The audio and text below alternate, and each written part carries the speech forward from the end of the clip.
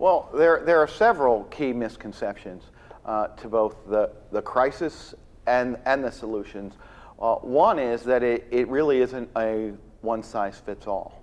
The crisis is not just a single drug and a single person or class or demographic. One of the misconceptions is that only certain people are subject to opioid use disorder. What we know and what the facts are is that this disease, and it is a disease, affects everyone equally, and people are susceptible to the disease of addiction. So when we look at it as a disease, we're able to really analyze, like we do with every other disease, root causes and effective treatments.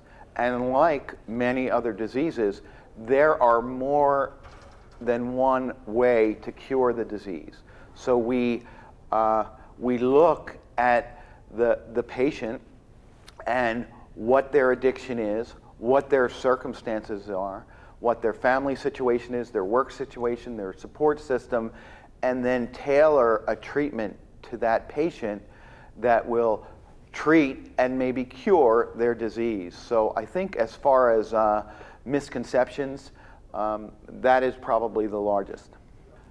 Again, several barriers and from social determinants. So some people have the social means to navigate the complicated system of recovery. Some people do not have that ability to navigate that system seamlessly. There are huge barriers with bias or stigma, that there is a sense that if someone has the disease of addiction, that they brought it on themselves.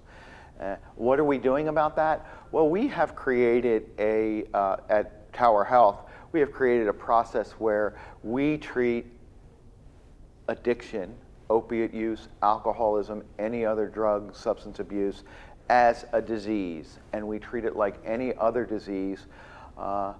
And I think that has been helpful. And our staff has been very good and instrumental in creating solutions to work through and get people into treatment that they need.